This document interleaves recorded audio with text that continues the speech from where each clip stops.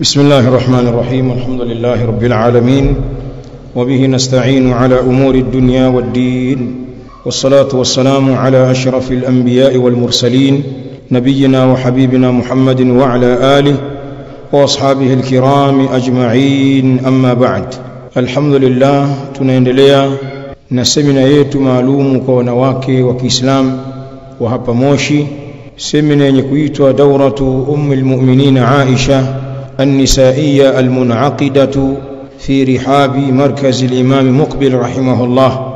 na ikiwa leo ni يوم الأربعاء, ni siku ya Jumatano, التاسعة ya tarehe 19 min shahri llahi Ramadhan al-Mubarak, katika mwezi huu wa Ramadhani uliobarikiwa, mwaka 1446 Hijiria. Mwezi wa Ramadhani, dada zangu, unayoyoma. Imesalia siku moja tu kumalizika 10 la pili la mwezi wa Ramadhani na kuingia 10 la mwisho la Ramadhani. Muwaddaa, mwezi ndio unaagwa hivyo na unaondoka. Katika darasa yetu ya kipindi chetu cha pili ndani ya semina hii, tunasoma fiqh siyam, fiqh ya funga, kupitia risala hii Rasailun Ramadhaniyah, ahkamun fiqhiyya wa adabun shar'iyya. Na leo tutaendelea kusoma kuanzia ukurasa wa 24 kwenye kitabu chako. Utaufungua ukurasa huo wa 24. Yaqulu al-muallif hafidhahu Allah, 13 makumi matatu. Kuna makumi hayo matatu ni makumi yenye fadhila, likiwemo 10 hili la mwisho la mwezi mtukufu wa Ramadhani. Anasema hapa al-muallif: أخرج الإمام محمد بن نصر في كتابه الصلاة رحمه الله تعالى عن أبي عثمان قال. الإمام محمد بن نصر كن كتاب شاكي الصلاة أمبكي رواية عن أبي عثمان رحمه الله تعالى قال كما يمسيما: كانوا يعظمون 13. na maneno haya wameyasema maimamu wengi katika maimamu wakubwa. Miongoni mwa hao ni al-Imam Ibn al-Mubarak, Abdullah Ibn al-Mubarak rahimahullah, ana maneno kama haya, wal-Imam Mujahid Ibn Jabr rahimahullah na wengineo. Qala: kanu yu'azzimuna 13. walikuwa salaf, kanu ay as-salaf, walikuwa wema waliotangulia, yuadhimuna 13, wanayadhimisha makumi matatu. Kuna makumi hayo matatu katika tarikh ya Kiislamu yanaadhimishwa na kutukuzwa. Kanu ay as-salaf, walikuwa wema waliotangulia, yuadhimuna 13, wanayadhimisha makumi matatu. al-ashra al-awwala min al-Muharram, wanaliazimisha 10 la mwanzo la mwezi wa Muharram. Mnaufahamu mwezi wa Muharram ni katika miezi mitukufu. Mwezi wa Muharram ndio muandamo wa mwanzo wa mwaka wa Kiislamu. Mfano, sasa hivi tuko katika mwezi wa Ramadhan. Tukimaliza Ramadhani tunaingia Shawwal, tukitoka Shawwal tunaingia Dhulqa'da, tukitoka Dhulqa'da tunaingia Dhulhijja, ndio mwezi wa 12 huo. Tukitoka Dhulhijja tunaingia al-Muharram, mwezi wa mwanzo wa mwaka wa Kiislamu. Lile 10 la mwanzo la Muharram ni 10 bora kabisa ambalo limefadhilishwa. al-ashra al-awwala min al-Muharram, walikuwa wakiliadhimisha 10 la mwanzo la mwezi wa Muharram. wal-ashra al-awwala min Dhulhijja, na wakiliadhimisha 10 la kwanza la mwezi wa Dhulhijja, mwezi wa mfungo 3 unakuja mbele yetu. wal-ashra al-akhira min Ramadhan, na walikuwa wakiadhimisha 10 la mwisho la Ramadhani, ambalo biidhnillahi ni kuanzia kesho kutwa tu, inakuwa tuko ndani ya 10 la mwisho la Ramadhani biidhnillahi al-karim. Kwa hivyo wema waliotangulia walikuwa wakiona haya ni makumi yaliyokuwa adhimu, na kuadhimisha kwao ni kukithirisha ibada wa taat ndani ya makumi haya kuliko makumi mengine katika shuhuri zilizobakia. Jambo jingine hapa ambalo anatufundisha shekhe wetu, anasema lailatul qadri qad takunu fi layali al-ashfa' fahris. Na hili ni jambo muhimu sana kulijua watu. Waislamu wengi wenye kutafuta usiku wenye cheo lailatul qadr wanafupizika na kutafuta usiku huu katika yale masiku witri, na wala hawashughuliki na yale masiku shufaa. Masiku witri kwenye 10 la mwisho yanajulikana ni zile namba ambazo hazigawanyiki: usiku wa 21, usiku wa 23, usiku wa 25, usiku wa 27 na usiku wa 29. Haya ni masiku witri min al-ashri al-awakhir min Ramadhan, katika lile 10 la mwisho la Ramadhan. Watu wengi wanajibidiisha kutafuta usiku wenye cheo katika masiku haya, na wanaghafilika na kufanya bidii ya kuitafuta Lailatul Qadr katika yale masiku shufaa. Wengi wanaona hakuna Lailatul Qadr katika masiku hayo. Masiku shufaa ni yale ya usiku wa 22, usiku wa 24, usiku wa 26, usiku wa 28. Haya ni masiku shufaa. Wengi hawashughuliki kutafuta usiku wenye cheo katika masiku haya, lakini kumbe imethibiti riwaya ani nabii sallallahu alaihi wa alihi wasallam na masahaba waliopokea kwa mtume sallallahu alaihi wa alihi wasallam wamesherehesha na wamefahamu pia kwamba masiku shufaa yanaweza yakawa pia ni masiku ya Lailatul Qadri. Maana yake nini hapa? Maana yake ni kwamba linapoingia 10 la mwisho, basi mtu ajifunge kibwebwe kama alivyokuwa anafanya mtume sallallahu alaihi wa alihi wasallam. Masiku yote ya 10 la mwisho ni masiku ya kufanya ibada na kuongeza juhudi katika khair, kwa sababu siku yoyote ile katika ile 10 la mwisho inaweza ikadhihiri Lailatul Qadri, si tu katika masiku witri, hata katika masiku shufaa. Sasa ili usije ukapoteza, wewe pambana na masiku yote, yale witri na yale shufaa. Hiyo ndiyo khair. Hili ndiyo somo zuri ambalo amelileta leo Sheikh hafidhahullah.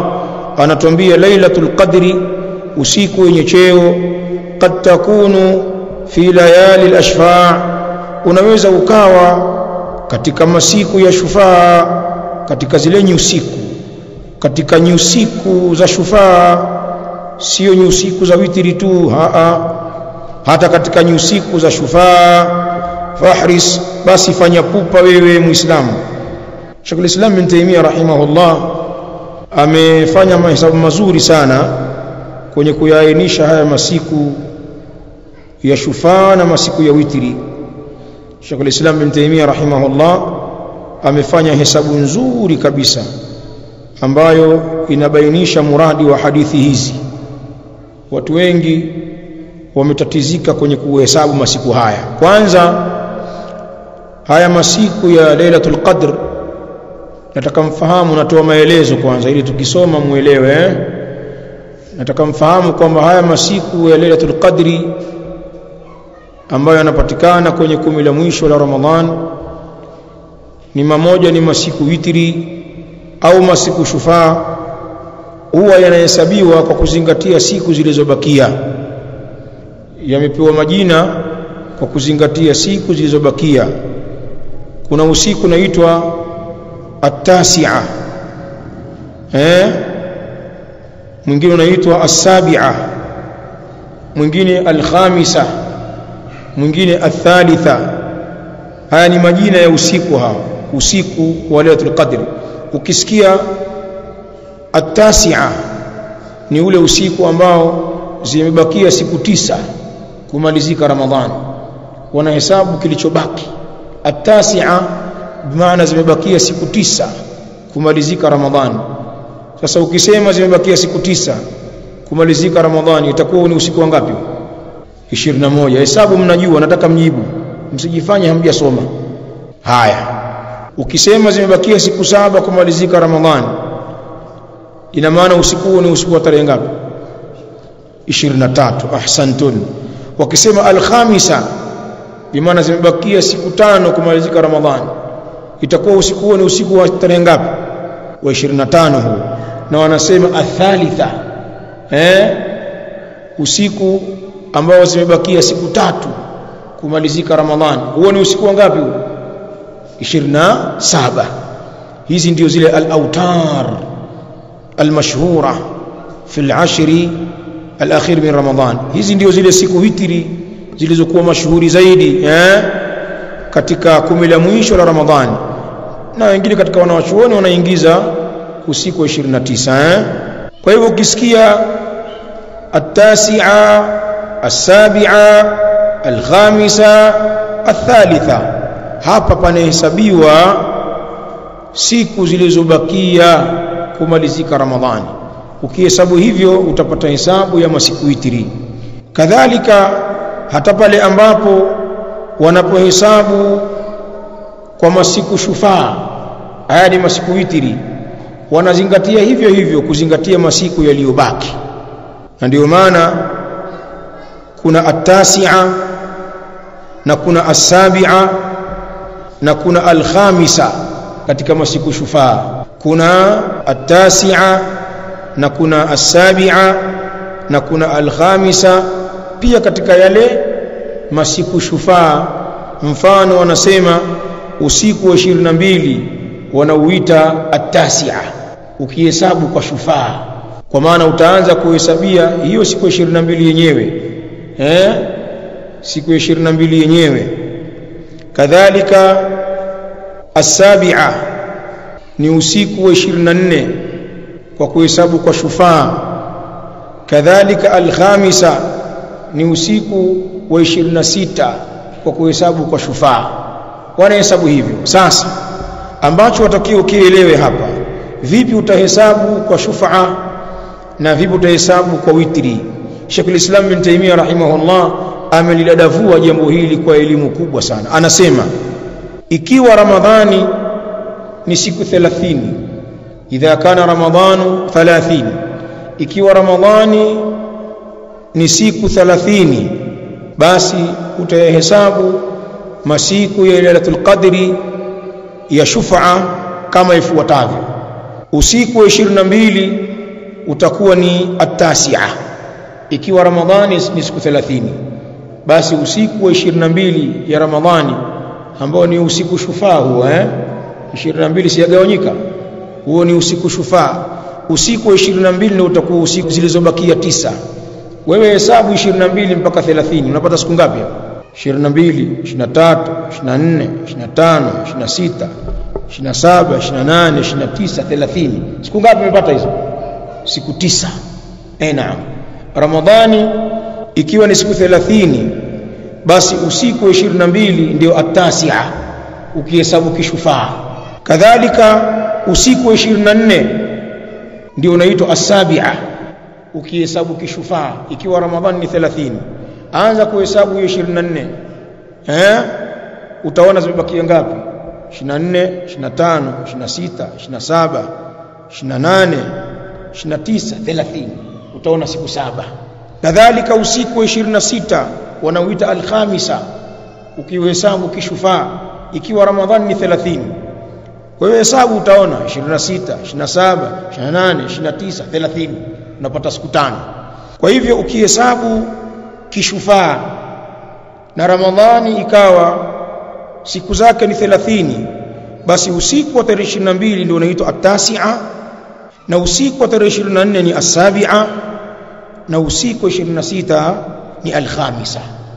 Bimaana inafaa kutafuta Lailatul Qadri katika masiku haya shufaa, kwa sababu pia yanaitwa at-tasi'a, as-sabi'a, al-khamisa.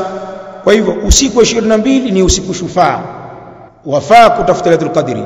Usiku wa 24 ni usiku shufaa, yafaa kutafuta Lailatul Qadri, na usiku wa 26. Kisha akasema ama Ramadhani ikiwa ni siku 29, basi hesabu yake ndio kama ile hadithi ya kawaida. Ramadhani ikiwa ni 29 ndio anahesabu kwa ile hesabu ya mwanzo ambayo niliitoa hapa. Wakisema at-tasi'a usiku wa 21, sawa wakisema as-sabi'a usiku wa 23, wakisema al-khamisa usiku wa 25, wakisema athalitha usiku wa 27. Hapo ni Ramadhani ikiwa ni 29 inaishia.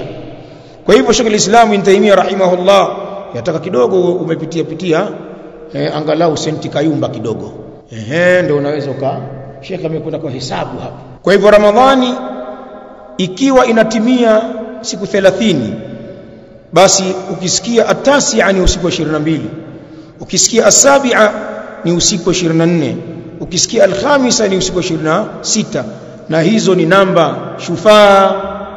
Lailatul Qadri inatafutwa hapo pia. Ama Ramadhani ikiwa ni 29 na sio 30, basi zile nyusiku zake zitahesabiwa kwa witiri.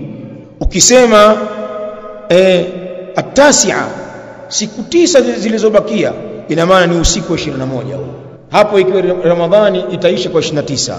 Ukisema as-sabi'a zilizobakia, huo ni usiku wa 23. Ukisema al-khamisa, huo ni usiku wa 25, na ukisema athalitha, huo ni usiku wa 27. Kwa hivyo hesabu za kupata masiku witiri katika 10 la mwisho na masiku shufaa kwenye 10 la mwisho, ambayo yote mawili masiku shufaa na witiri hutafutwa Lailatul Qadr, itategemea Ramadhani inamalizika kwa siku ngapi. Ikimalizika Ramadhani kwa 30, umejua namba shufaa zinavyohesabiwa. Ikimalizika Ramadhani kwa siku 29, umezijua namba witiri zinavyohesabiwa. Sawa sawa Haya ni maelezo muhimu kabisa. Kwa hivyo sasa tunarudi kwenye somo letu. Ikiwa hukuelewa kwenye haya maelezo yangu yote, utaelewa riwaya hii. Anasema Sheikh hapa, Lailatul Qadri usiku wenye cheo, kad takunu fi layali al-ashfa' fahris, unaweza ukawa ni katika masiku shufaa, basi pupia. Hapa anakusudia kutufundisha, na hili ndio la muhimu lishike, kwamba Lailatul Qadri si kwamba inapatikana katika yale masiku ya witri tu, hata katika masiku shufaa. Kwa hivyo kama vile ambavyo unaitafuta Lailatul Qadri katika usiku wa 21, usiku wa witri, basi pia itafute usiku wa 22, ndio maana yake. Kama vile ambavyo unaitafuta Lailatul Qadri usiku wa 23, usiku wa witri huo, basi pia itafute usiku wa 24.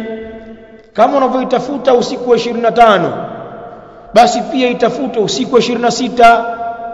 Na kama unavyoitafuta usiku wa 27, pia itafute usiku wa 28, wa hakadha. Maana yake nini? 10 la mwisho lote ni la kujifunga kibwebwe. Lailatul Qadri inaweza ikatokea siku yoyote. Lihadha Aisha radhiyallahu ta'ala anha anasema, kana an-nabiy sallallahu alaihi wa alihi wasallam, alikuwa mtume sallallahu alaihi wa alihi wasallam, idha dakhala al-ashru. Aisha radhiyallahu ta'ala anha anasema, mtume sallallahu alaihi wa alihi wasallam ilikuwa linapoingia 10 la mwisho, ahya al-layl, anauhuisha usiku, hakuna kulala tena hapo.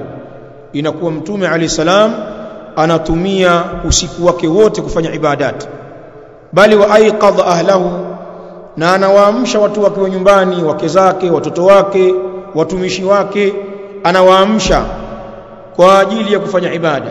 Bali alikuwa anakwenda kumwamsha mkwe wake, mume wa binti yake Ali ibn Abi Talib. Mtume anakwenda kumgongea Ali na binti yake Fatima, anawagongea mlango akiwaambia, ala tusallian, hamswali nyinyi? Anakwenda kwa mkwe wake, mkwe anakuja kukuamsha uswali. Sijui kama tutapata wakwe hao, sijui, tuombe dua, si ndio? Alikuwa anakwenda kuamsha wakwe zake kwa ajili ya kuswali. Lakini wajadda, na anafanya bidii mtume alayhi salam, washadda al-mizar, na anajifunga kibwebwe. Tafsiri ya kwanza, kwa maana anaukaza msuli wake usimuanguke kwa ajili ya ibada. Tafsiri ya pili, alikuwa anawatenga wanawake. Shaddul mizar imefasiriwa ni i'tizalu an-nisa, alikuwa akiwatenga wanawake wake zake kwa sababu wanajielekeza kwenye i'tikaf. Sasa mtume alayhi salamu alikuwa akiitafuta Lailatul Qadri kwenye 10 lote. Kwa hivyo usibakie tu masiku witiri kumbe usiku wenye cheo ukaja ukapatikana katika masiku shufaa ukabakia umekosa khairi. Haya, tusome riwaya hii. Rawa al-Imam Muslim fi sahihihi, amepokea al-Imam Muslim katika sahihi yake, an Abi Nadrata, kutokea kwa Abi Nadra rahimahullah at-tabi'i al-jalil, an Abi Sa'id al-Khudri radiyallahu anhu, kutokea kwa Abi Sa'id al-Khudri radiyallahu anhu as-sahabi al-jalil, qal, amesema Abu Sa'id, i'takafa Rasulullah sallallahu alayhi wa alihi wasallam al-ashr al-awsat min Ramadan, alikaa itikafu mtume sallallahu alayhi wa alihi wasallam. I'tikafu ni ibada ya kubakia msikitini basi na kutoka ila kwa dharura kwa ajili ya kufanya ibada mbalimbali. Kwa hivyo alifanya itikafu mtume sallallahu alayhi wa alihi wasallam katika 10 la kati hili tulikuwa nalo, 10 la katikati min Ramadhan, la mwezi wa Ramadhan, alifanya hivyo mtume alayhi salam. I'takafa Rasulullah sallallahu alayhi wa alihi wasallam al-ashr al-awsat min Ramadhan, alifanya itikafu mtume sallallahu alayhi wa alihi wasallam 10 la katikati la Ramadhani. Yaltamisu lailatul qadri, ana utafuta usiku wenye cheo kwenye hilo 10 la katikati. Qabla an tubana lahu, kabla ya kubainishwa huo usiku kwake yeye, ulikuwa hujabainishwa kwamba usiku huu ni 10 la kati au la mwisho, mwanzo wa jambo, ilikuwa jambo halijabainishwa kwake kwa wahi. Kwa hivyo mtume aliwahi kufanya itikafu kwenye 10 la kati akitafuta lailatul qadri. Kwa nini? Qabla an tubana lahu, kabla ya kubainishwa huo usiku kwake yeye. Abu Sa'id anasema falamma qadayna amara bil bina'i faquwida, na pindi yalipomalizika hayo masiku 10 ya kati, falamma qadayna ay intahaina, na pindi yalipomalizika hayo masiku 10 ya kati, amara bil bina'i faquwida, aliamrisha kwa lile jengo likaondoshwa. Faquwida ay fauzila, maana mtume sallallahu alaihi wa alihi wasallam alikuwa anapofanya itikafu anajengewa kihema pembeni mwa msikiti wake, kwenye kona anajengewa kijihema chake, ndio mahala anakuwa anapumzika hapo ndani akichoka, mahala anapobadilisha nguo zake, anapoosha nywele zake, alikuwa anajengewa khaima katika msikiti wake. Sasa mtume sallallahu alaihi wa alihi wasallam kilijengwa kihema hicho kama kawaida, akakaa itikafu hapo msikitini katika 10 la katikati la Ramadhani. Lilipomalizika hilo 10 la katikati, akaamrisha lile jengo hapo nini, al-khaima, lile hema lake lile, faquwida, na likaondoshwa. Haya, kadhia zikaendelea. Abu Sa'id anasimulia, anasema thumma ubinat lahu annaha fil 10 al-awakhir, kisha ukabainishwa kwake yeye huo usiku wenye cheo. Thumma ubinat lahu ay wudhihat lahu, kisha ukabainishwa kwake yeye annaha, kwamba usiku huo wenye cheo fil 10 al-awakhir, unapatikana kwenye 10 la mwisho. Wahai ukaja sasa kwamba lailatul qadri ya Rasulullah tumeiweka kwenye 10 la mwisho na sio la kati, na tayari mtume sallallahu alaihi wa alihi wasallam alishafanya ibada zake za itikafu kwenye 10 la kati. Basi yalipokuja mafundisho haya sasa kwamba huo usiku wenye cheo unapatikana kwenye 10 la mwisho, fa amara bil bina'i fa uida, akaamrisha mtume alayhi salam kwa lile jengo lile hema lile, fa amara bil bina'i, akaamrisha kwa lile jengo, fa uida, likarejeshwa, kwamba jamani, rudisheni hema langu pale mahala pake, lailatul qadri kumbe sasa iko kwenye 10 la mwisho. Wahyi umekuja. Thumma kharaja ala an-nas, kisha akatoka kwa watu mtume alayhi salam, faqal, na akasema akiwapa habari, ya ayuhan nasu, enyi watu nyie, innaha kanat ubinat li lailatul qadri, kwa hakika ilikuwa umebainishwa kwangu mimi usiku wenye cheo. Maana Mtume alayhi salamu alibainishwa kabisa kwamba ni usiku fulani, yani kwenye hilo 10 la mwisho ni usiku fulani, uliainishwa kabisa mwanzo wa jambo. Lakini kuna jambo lilitokea, Mtume ndo anawaambia hawa masahaba, ya ayuhan nasu, enyi watu, innaha kanat ubinat li, hakika huo usiku ulikuwa umebainishwa kwangu mimi. Na wengine wanasema innaha, hiyo hani dhamiri ya shani. Kuna baadhi ya shuraha wanasema hivyo ni sawa, innaha, hakika mambo yalivyo, kanat ubinat li lailatul qadr, ulikuwa umebainishwa kwangu mimi, kwa maana umewekwa wazi usiku wenye cheo ulikuwa nishabainishiwa kabisa.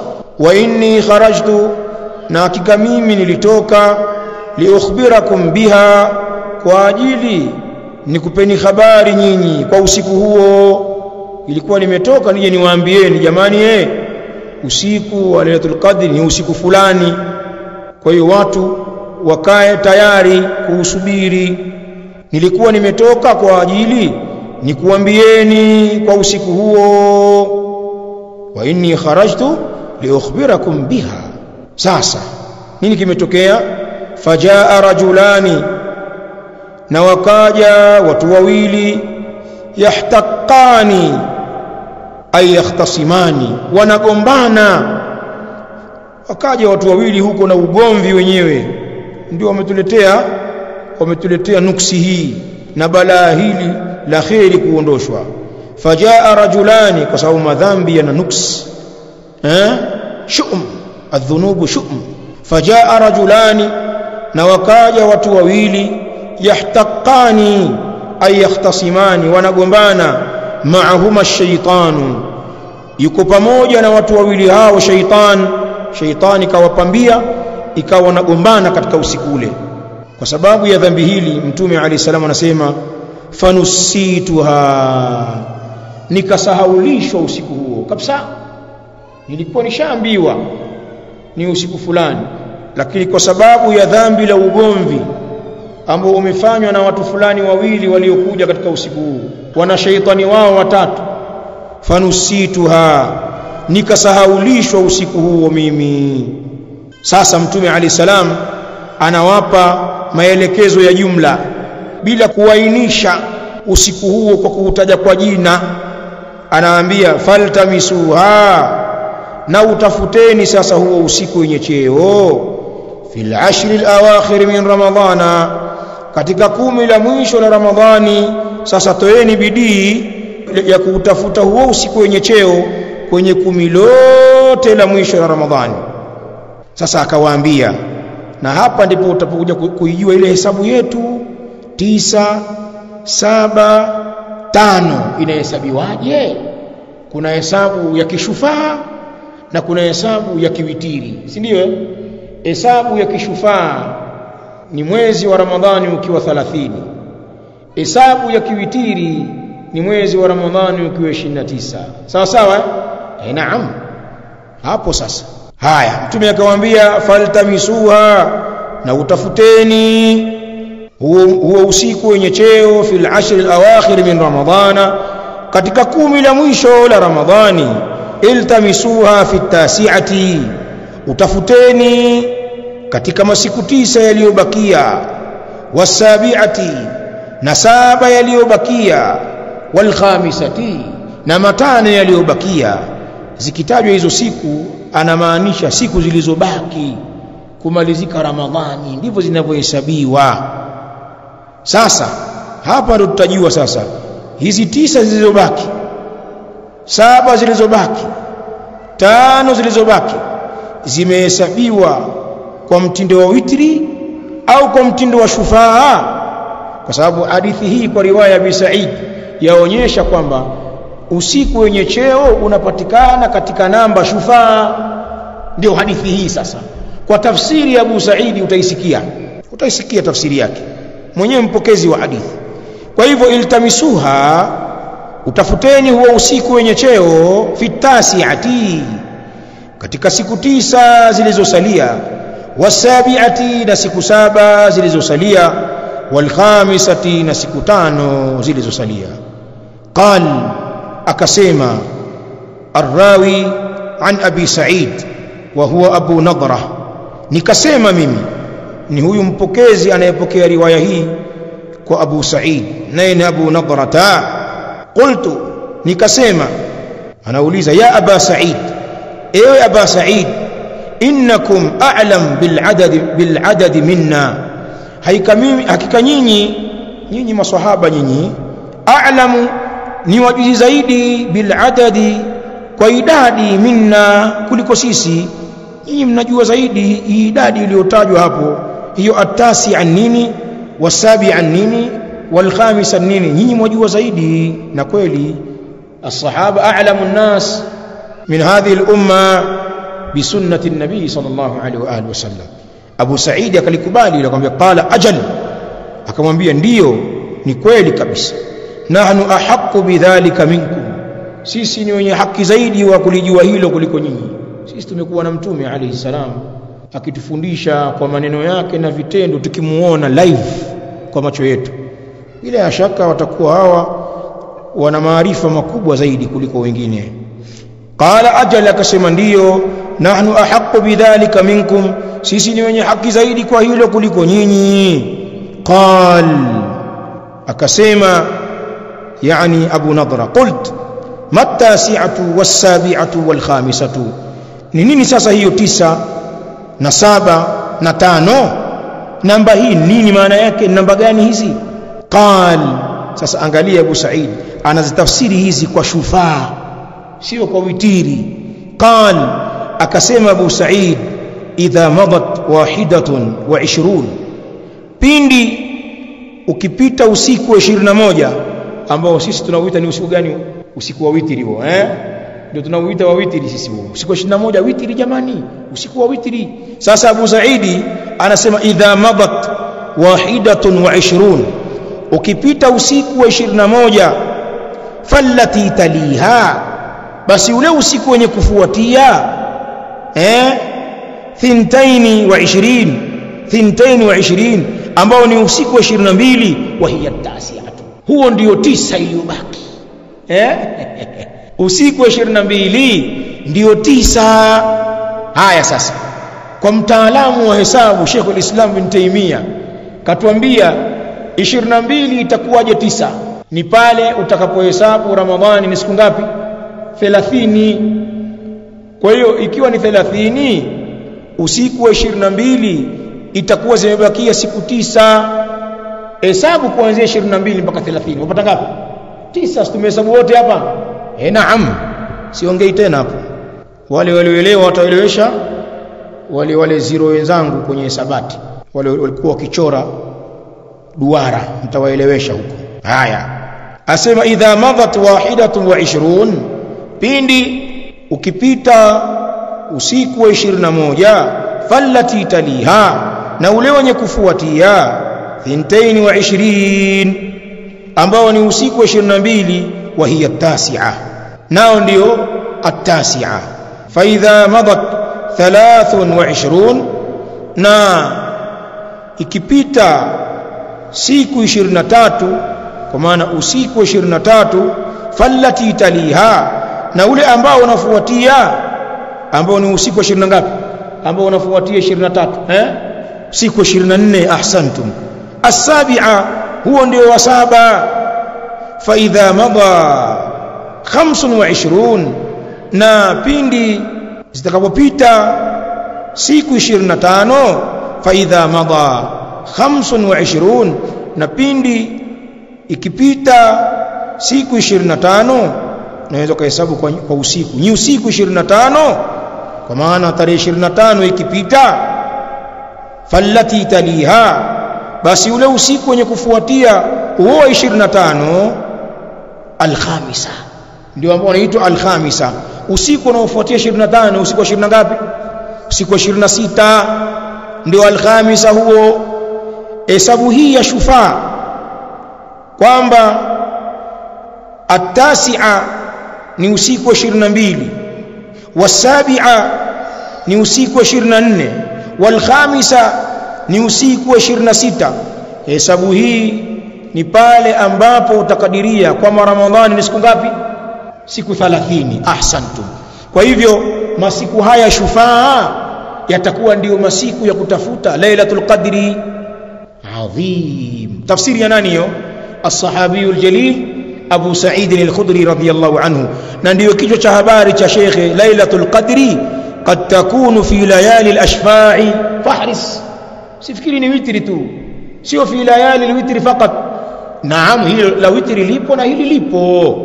Hapa akaleta faida. Waqala ibn Khallad makana yahtaqani. Ibn Khallad rahimahullah dhaka al-muhaddith, yeye amesema pale mahali katika mapokeo yake, pale mahali ilipokuja yahtaqani, imekuja pale juu kwenye riwaya, tukasema yahtasimani, wanagombana. Yeye badala ya kuweka neno yahtaqani akaweka yahtasimani. Ni sawa, ni ikhtilafu al-alfaz wal muadda wahid.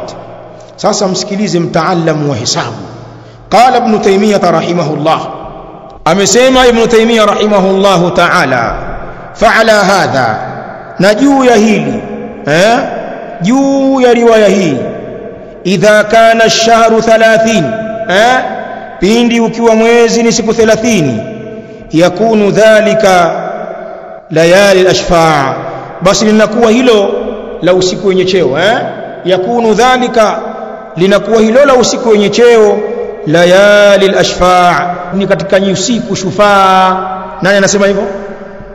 Ibn Taymiyyah al-Harrani bwana wewe. Fa'ala hadha, na juu ya hili la mapokeo ya Abu Sa'id, idha kana ash-shahru 30, pindi ukiwa mwezi ni 30, yakunu dhalika, linakuwa hilo la Lailatul Qadri layali al-ashfa', ni usiku shufaa.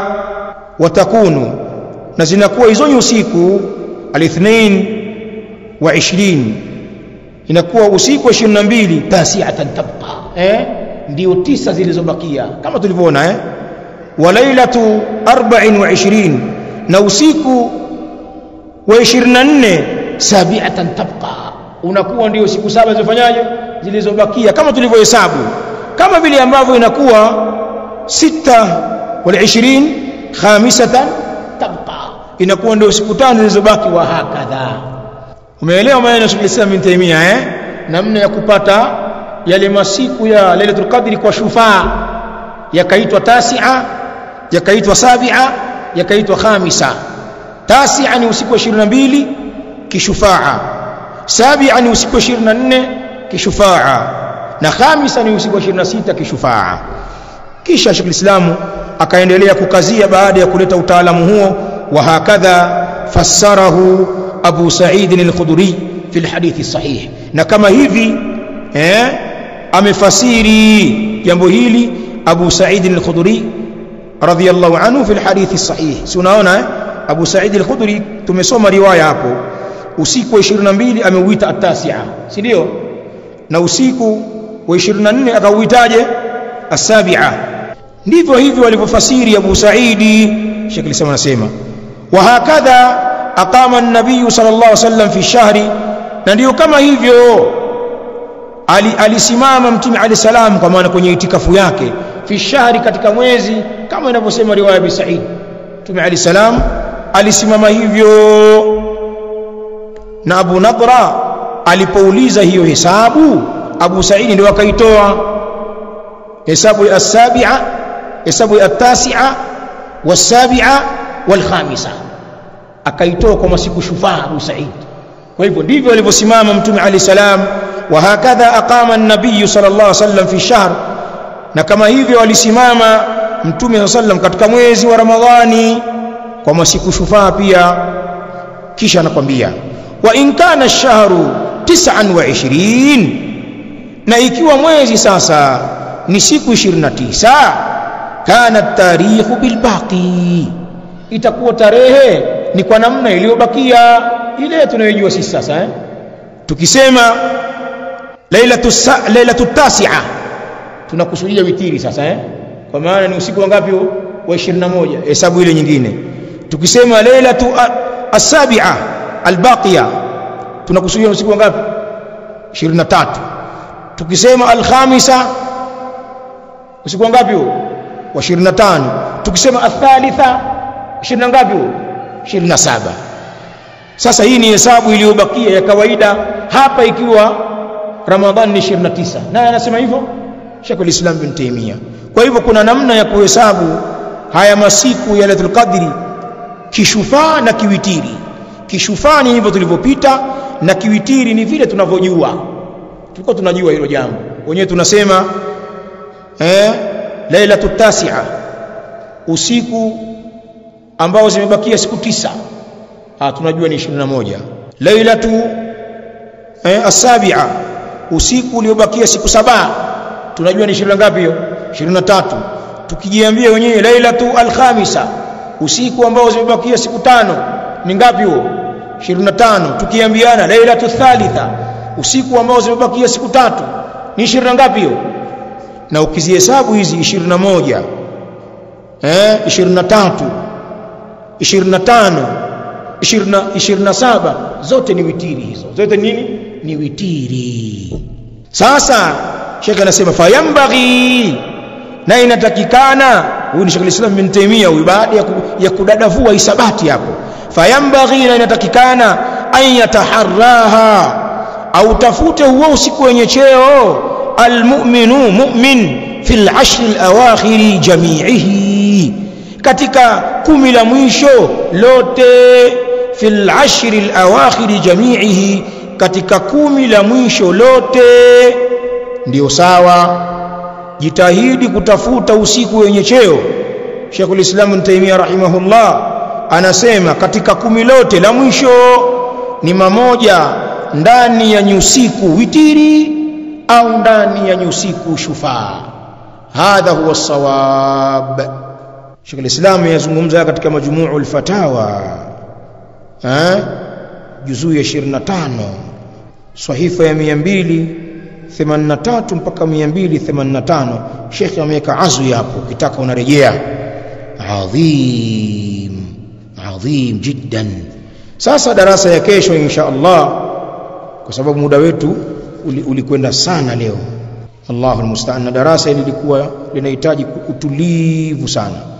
Sasa darasa ya kesho, roho zikiwa hai, tutasoma sasa lailatu as-sabi'ati wal 20 arja layali al-ashr fala tufarrit fiha. Usiku wa 27 ndio wenye kutarajiwa zaidi katika masiku ya 10 la mwisho, kutarajiwa zaidi kupatikana Lailatul Qadr. Fala tufarrit fiha, basi usizembee katika usiku huo. Tutakuja kuona umuhimu sasa wa usiku wa 27 kwa umaalumu. Usiku wa 27 kwenye 10 la mwisho una jambo lake maalumu, na unatakiwa usiku utengewe muda wake maalumu. Hadha wallahu ta'ala a'la wa a'lamu, wa sallallahu wa sallama ala nabiyyina Muhammad wa ala alihi wa sahabatihi al-kiram ajma'in, wa barakallahu fikum.